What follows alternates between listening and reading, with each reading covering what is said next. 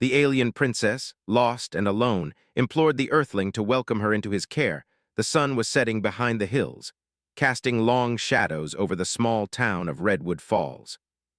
It was a quiet evening, the kind where the world felt still, untouched by the chaos of modern life. Jake sat in his small garage, his hands covered in grease as he worked on an old engine. The hum of his tools and the occasional clink of metal against metal were the only sounds in the air. For Jake, it was just another day, another problem to fix, and another evening spent alone. Jake had always been a loner. He had no family to speak of, no close friends in the town. People knew him as the quiet mechanic who could fix anything with an engine, but that was about it. He didn't mind. He preferred it that way. Life was simple, and he liked it that way. The quieter, the better. But tonight, things were about to change. It began with a loud crash, a thunderous sound that shook the ground beneath Jake's feet. For a moment he froze, tools still in his hands, his heart pounding in his chest. It was unlike anything he had ever heard before. The sound wasn't like thunder or a car crash. It was something else, unnatural, almost alien. Jake quickly stepped out of his garage, squinting into the distance. The sky was streaked with orange and pink, the colors of the setting sun, but something was wrong. In the distance, beyond the tree line, there was a strange, glowing light. It flickered erratically, like a fire that was struggling to stay alive. Then before Jake's eyes, the light grew brighter and brighter, and with a final, deafening roar, a massive object fell from the sky, crashing into the forest with a burst of sparks and debris. Jake's heart raced. His instincts told him to stay back, to stay safe. But curiosity got the better of him. He grabbed a flashlight from his garage, threw on his jacket, and began walking toward the source of the crash. Every step he took felt heavier than the last, as if the weight of the situation was settling in. He didn't know what had fallen from the sky, but he knew one thing for sure. It was no ordinary meteor. As he reached the edge of the forest, Jake stopped. The glowing light was now dim, but there was still a faint glow coming from the wreckage. The air was thick with the smell of burnt metal and something else, a strange, unfamiliar scent that made Jake's skin crawl. He crept closer, the flashlight trembling in his hand. When he reached the crash site, he was met with the sight of a ship. No, not a ship, a craft of some kind, partially buried in the earth. It was unlike anything Jake had ever seen before. The metal was sleek, shining with an unnatural gleam, and the shape was almost organic. It didn't belong here. It didn't belong anywhere on Earth. Jake's breath caught in his throat as he heard a faint sound, a weak, pitiful cry coming from inside the wreckage. Without thinking, he rushed forward, pushing aside the twisted pieces of metal that had once been the ship's hull. His heart was hammering in his chest, a mix of fear and excitement. What if there were survivors? What if there was someone or something inside? As he made his way into the wreckage, the glow from the ship dimmed further, leaving everything in a blanket of shadow. He couldn't see much, but he could hear the soft whimpers, almost human, yet not quite. He followed the sound until he saw a figure lying among the broken debris. It was a woman. No, not just any woman, a being so beautiful, so strange, that Jake could barely comprehend what he was seeing. Her skin was pale, almost translucent, and her long hair shimmered like starlight. Her eyes were closed, her face twisted in pain, and her body lay crumpled on the ground. She was unlike any human being Jake had ever seen. Jake's breath caught in his throat. He didn't know what she was, but it was clear that she needed help. He hesitated for a moment, wondering if he was imagining things, but the look of desperation on her face was real. Without thinking twice, Jake crouched beside her, checking for signs of life. She was alive. Barely, Jake quickly scanned the wreckage, looking for something that could help. He didn't have medical supplies, but he knew enough about injuries to make a quick assessment. She had cuts and bruises, but nothing seemed life-threatening. The real danger was the way she was breathing, shallow, rapid gasps, as if she couldn't get enough air. It was then that Jake noticed something strange. A small device embedded in her wrist was blinking erratically, as though it was malfunctioning. He carefully removed it, hoping to stop the noise. It was a small, metallic band, unlike anything he had ever seen before. As soon as he touched it, it stopped flashing and the woman's breathing slowed. She began to stir, her eyelids fluttering open. Her eyes, wide, dark, and filled with fear, met Jake's. "Please help me," she whispered, her voice weak, almost inaudible. Jake didn't know what to say. He had no idea who or what she was, but one thing was certain: she needed help. And despite his confusion and the fear creeping up inside him, Jake knew he couldn't leave her here alone. She had no one else. "Are you okay?" Jake asked, his voice low and comforting.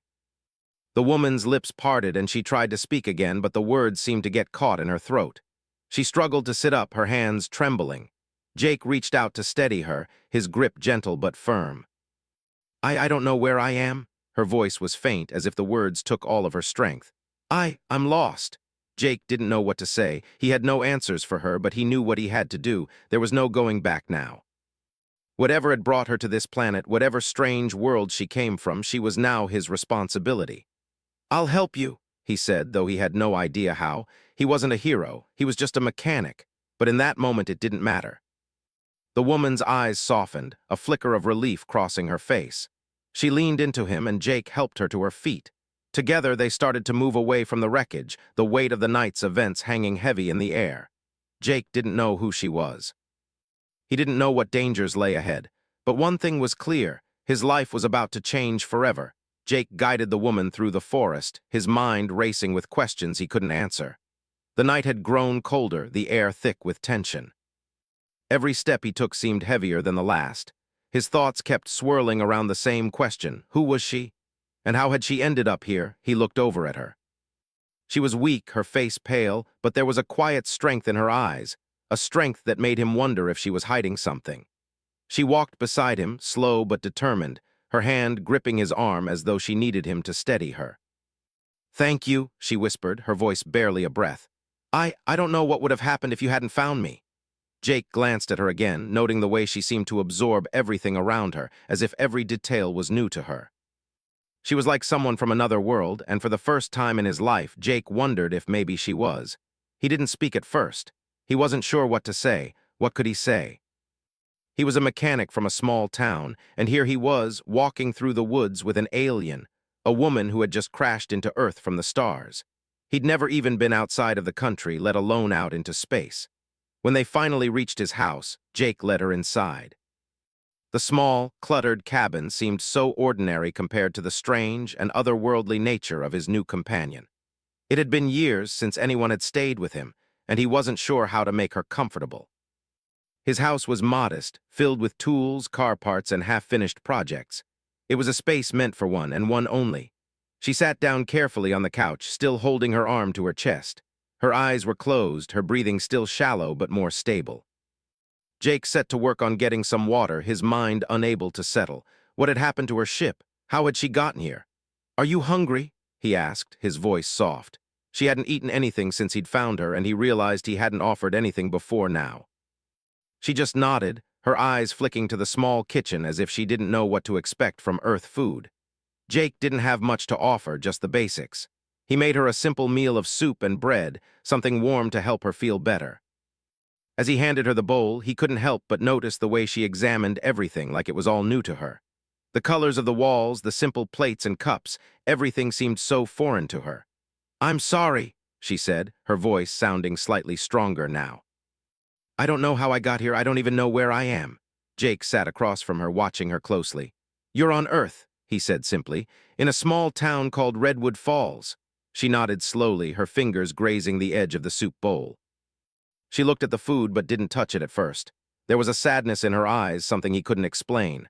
I'm not supposed to be here," she muttered. Jake frowned, his curiosity growing. "What do you mean, you crashed here? Your ship, what happened to it?" She hesitated, then slowly took a spoonful of soup. "My ship was attacked," she said, her voice trembling slightly. "By enemies, I had to flee." Jake stayed quiet, processing her words. It was hard to believe, but the look in her eyes told him she wasn't lying. This wasn't some elaborate story. She was in trouble, and it was serious. "I don't know how much longer I have," she continued, setting the spoon down. "They'll come for me, they'll search the stars, and when they find me." Jake stood up, pacing around the room as he tried to think of something, anything, that could help. He was just a mechanic. What could he possibly do to help her? "You can stay here," he said, his voice firm, "until we figure out what to do next. You don't have to worry about them finding you, at least not yet."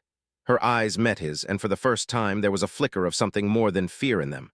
"You would do that? You don't even know who I am?" Jake paused, looking at her. "I don't know who you are," he said honestly.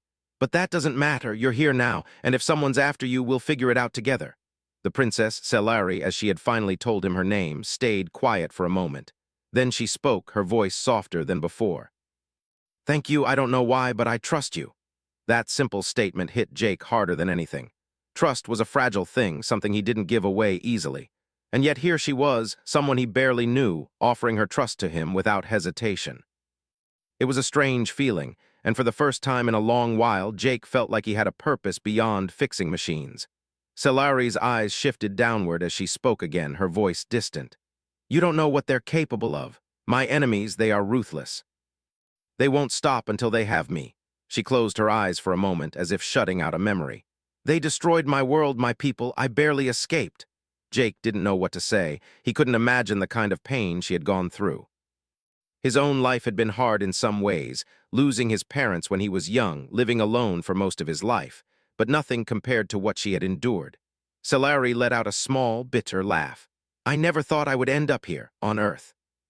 Among people who don't even know about the stars, I thought I was destined for greatness, for a life among my people, but now I'm nothing. Jake shook his head, his voice firm. You're not nothing, you're not alone, you've got me. Her eyes widened slightly, and for the first time, Jake saw a hint of hope in her expression. It was brief, like a fleeting moment, but it was there.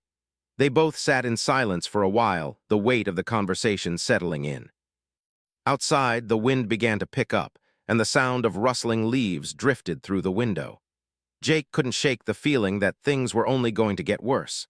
He didn't know what kind of enemies Selari had, or what kind of dangers they would bring to Earth. But one thing was certain. He was in this now, whether he wanted to be or not. And if there was one thing Jake knew, it was that he wasn't going to let anything happen to her. The days that followed were a blur of activity. Jake worked tirelessly on repairing Selari's ship, using his knowledge of Earth technology and the strange alien devices she had brought with her. The ship's remains had been strewn across the forest when it had crashed, its components shattered and unrecognizable in some places. But there was still enough there for Jake to work with, and every day he made progress. Selari, for her part, spent much of her time recovering. She was still weak from the crash, but her strength seemed to return in small bursts, like a flower slowly beginning to bloom after a long winter. She was always careful not to get in Jake's way, staying out of the workshop while he worked.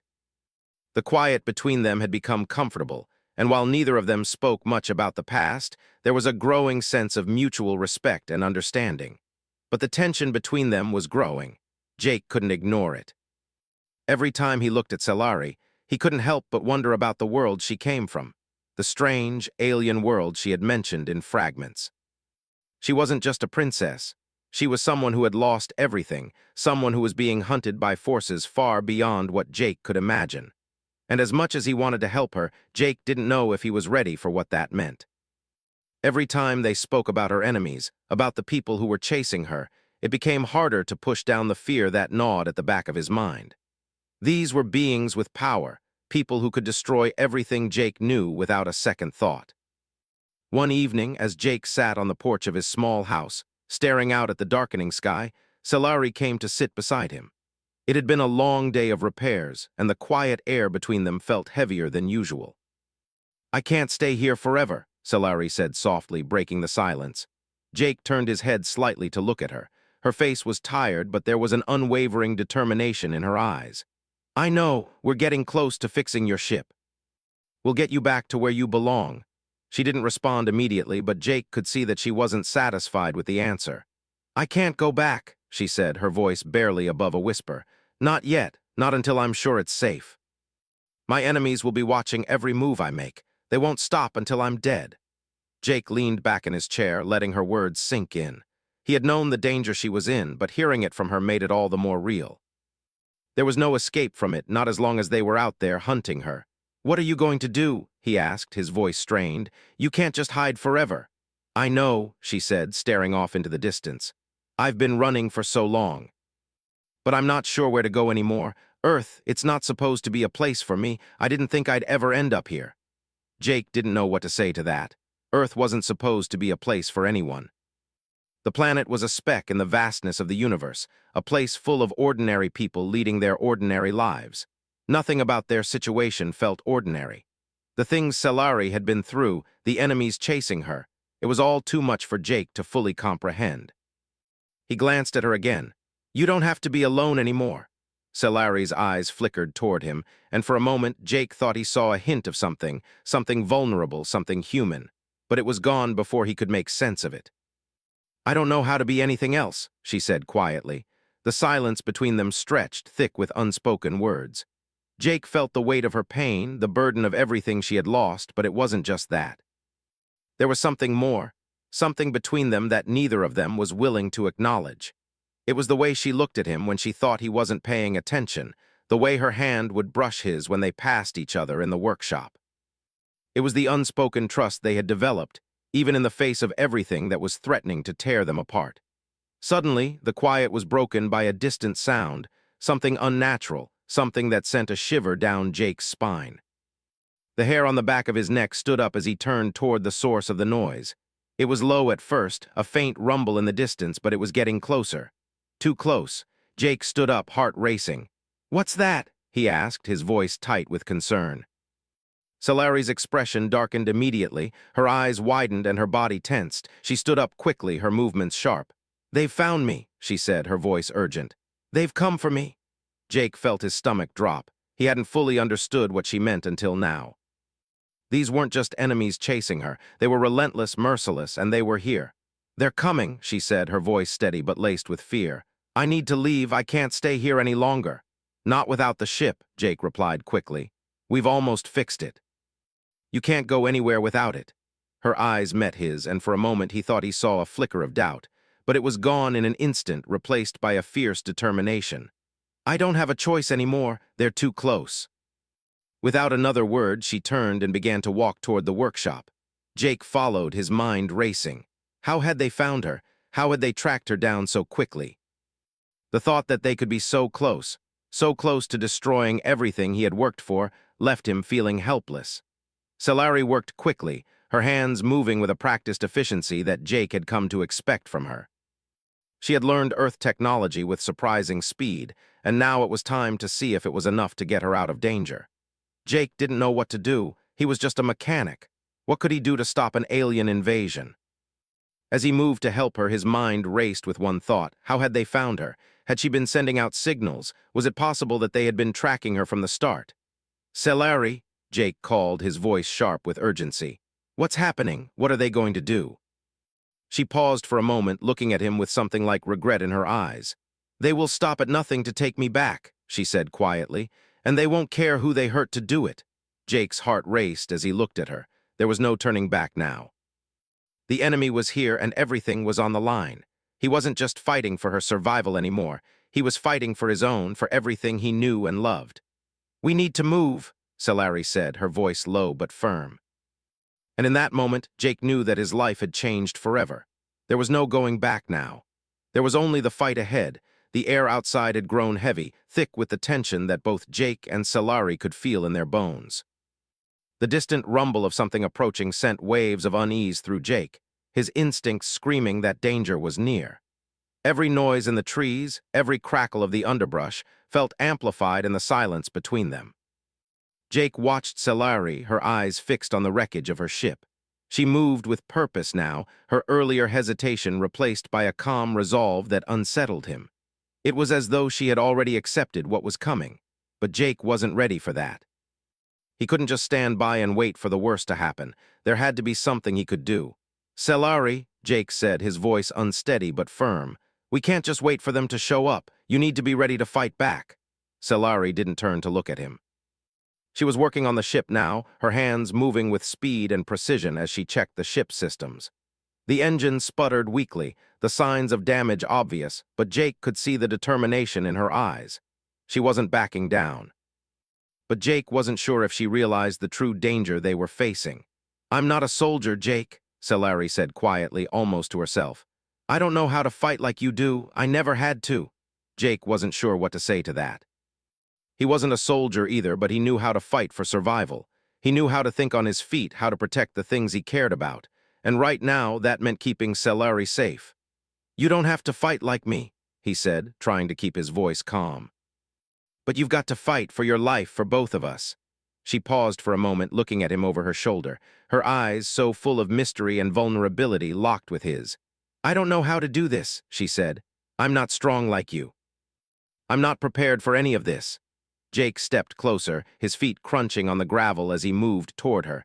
He knew that this wasn't just about fixing her ship anymore. This was about survival. This was about protecting each other against whatever forces were coming. "You've been through more than you realize," Jake said softly. "I've seen how you've handled this. You've been stronger than anyone I've ever known. You don't have to be someone else. You just need to hold on to what you have now." Solari's gaze softened, but she didn't respond.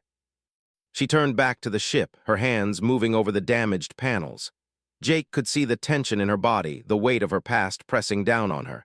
The princess was a leader, a figure of power. But here, in the quiet of this small town, she was just another person, just another survivor. They worked in silence for a while, the sounds of the ship's repair systems humming as Jake did what he could to help. But every so often, he would glance at Solari, seeing the same quiet resolve that had kept her going. And yet, he couldn't shake the feeling that something was wrong, that they were running out of time. As the last light of day faded into a starry night, the distant rumble from before grew louder, closer. Jake knew they didn't have much longer. The enemy was almost here, and when they arrived, there was no telling what would happen next. "We need to get out of here," Jake said urgently. "They're coming fast." Solari nodded, but her face remained unreadable. She turned to the ship, her hands flying over the controls as she did one last check. "The ship's almost ready," she said. "We can leave soon." But she hesitated, looking at Jake as though she was about to say something important, something that would change everything. "But what?" Jake asked, feeling a tightening in his chest. "But we can't leave without drawing attention. They'll be tracking us no matter where we go. And if we go into space, they'll be able to follow us." Jake's mind raced. He knew she was right. The stars weren't just a refuge. They were an open road to the enemy. Every move they made would be watched, and there was no telling where they would go once they left the planet. Would they find a safe haven, or would they just be running forever? "I don't know how much time we have," Jake said, his voice thick with fear. "If they're really that close, we'll need to get a head start." Solari looked at him for a long moment, and Jake could see the uncertainty in her eyes. But there was something else there too, something stronger. It was the same determination that had kept her alive this long. "I don't want to run anymore, Jake," she said quietly. "I don't want to keep hiding, but I don't have a choice. Not yet. We need to fix the ship and we need to leave before they get here." Jake nodded. "I get it. We'll do whatever we need to do." Solari looked away, back toward the ship, her hands still moving over the controls. But there was something different about her now. The vulnerability in her eyes had shifted, replaced by something else. It wasn't just fear anymore. It was acceptance. Acceptance of the fight ahead. Acceptance of the fact that they would have to face whatever came next. Jake stayed quiet, his eyes on the ship, his mind spinning with possibilities. He didn't know how they were going to survive this. He didn't know if they could win. But he did know one thing: he wasn't going to let her face it alone. The sound of the approaching ships grew louder, and Jake's heart pounded in his chest. His hands clenched into fists at his sides as he looked toward the horizon. They had no time to waste. "We need to go," Jake said, his voice low. "Now." Without another word, they rushed to the ship. Jake didn't know if it was ready for flight, but he wasn't about to question it. There was no time for that. The ship hummed to life as Solari punched in the coordinates, her hands moving with confidence. The ship's engines whined and hummed, but there was something unsettling about the way it all sounded. "I'm not sure if it'll hold together," Solari admitted, her voice tight with concentration. "But we don't have any other choice." Jake climbed into the cockpit beside her, his hands gripping the controls. He wasn't a pilot. He didn't know what he was doing, but he had to try. "Just get us out of here," Jake said, his voice low, his eyes fixed on the view ahead. The ship's engines roared to life as it lifted off the ground, slowly at first, then with a sudden jolt as it broke free from the Earth's gravity. Jake looked back toward the ground, his heart in his throat. The small town of Redwood Falls faded into the distance, and with it, everything he had ever known. He couldn't help but wonder, was this the beginning of the end, or was it just the beginning of something far greater than he could ever imagine? The stars outside the ship's window stretched out like diamonds, a vast ocean of light scattered across the infinite dark. Jake watched them in silence, his hands gripping the seat as the ship rocketed through the void. The steady hum of the engines filled the cabin, the sound a constant reminder of their fragile journey. Scifi sat at the controls, her face illuminated by the dim blue light of the ship's instruments. She seemed at ease now, more confident than she had been in days. But Jake could see the toll the last few days had taken on her. Her eyes were tired, her expression haunted by memories she refused to speak about. The weight of her past, of everything she had lost, was heavy on her shoulders, but she didn't show it. Not yet. Jake didn't know what to say to her. He had never been good with words. He wasn't a hero or a diplomat. He was just a mechanic, a man who fixed things. But now, with the stars spinning outside and the enemy chasing them, he knew that fixing things wasn't enough. He had to protect her. He had to make sure they survived this. "Where are we going?" he finally asked, his voice low and uncertain. Scifi didn't look at him at first. Her fingers danced over the control panel, adjusting settings and monitoring the ship's trajectory. She seemed lost in thought, as though weighing her options. When she finally spoke, her voice was steady but filled with a quiet sadness. "I don't know," she said softly. "I have no home anymore. My people are gone. My world is gone. I can't go back to the stars, not yet, not until it's safe." Jake felt a pang in his chest as he listened to her words. He had known she was running from something, but hearing it like this, hearing the depth of her loss, made him realize just how much pain she carried with her. She was a princess, a leader of a people who had been destroyed, and now she was alone, drifting in the darkness of space. "I know what you're thinking," she said, her voice almost too quiet. "You're wondering why you're helping me. You're wondering what this has to do with you." "I don't know either, but I do know that I can't do this alone." Jake stayed silent, unsure how to respond. He wasn't someone who opened up easily, but there was something about Scifi that made him want to. He had always been a solitary person, someone who preferred to stay in the background. But now, as they flew farther and farther away from Earth, he realized that he couldn't just disappear into the shadows. He had made a choice when he helped her. He had chosen to stand by her side, no matter the cost. "I don't know what's out there," Jake said, finally breaking the silence. "But I know I'm not going to leave you, not now." Scifi's eyes flicked to him for a moment, and for the first time in what felt like forever, there was a faint flicker of hope in them. "Thank you," she said quietly. "I didn't know if I could trust anyone, but now I'm glad I trusted you." Jake nodded, his mind spinning. The ship was holding steady, but the sense of urgency never left him. They couldn't just run forever. They needed a plan, a place to hide, somewhere safe. "What happens when we run out of fuel?" Jake asked, his voice edged with tension. Scifi looked at him, her expression unreadable. "We won't," she said simply.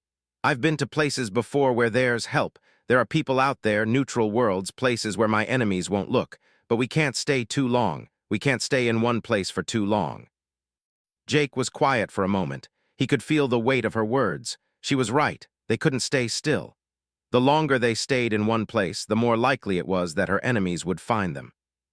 They needed to keep moving, keep hiding, until they could figure out how to end this once and for all. "Do you think they'll ever stop chasing you?" Jake asked. Scifi's eyes darkened. "No," she said, her voice filled with a quiet fury. "They won't stop until I'm dead. But I can't hide forever. I won't let them win."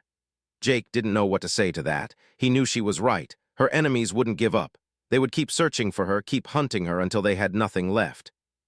And if they found her again, Jake wasn't sure what would happen. But one thing was certain. He wasn't going to let them take her without a fight. The stars outside seemed to stretch on forever, endless points of light scattered across the darkness. It was both beautiful and terrifying. The vastness of space was overwhelming, a constant reminder of how small they were in the grand scheme of things.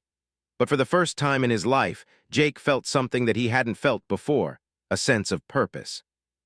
He had never been the kind of person to lead or to take charge, but now, with Scifi by his side, he was ready to do whatever it took to protect her. "Where do we go from here?" Jake asked, his voice filled with determination. Scifi didn't answer immediately.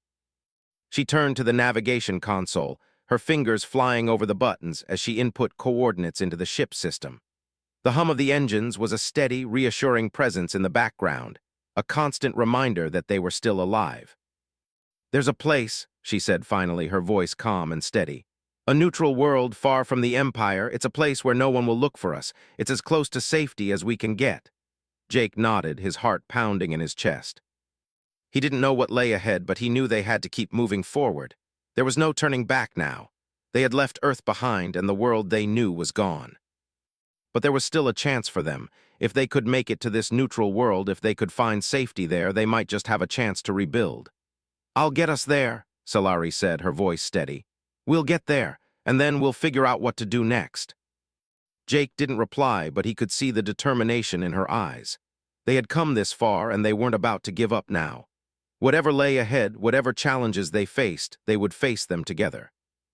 As the ship sailed deeper into the unknown, the stars shining brightly outside, Jake found himself holding onto something he hadn't realized he had been missing: hope.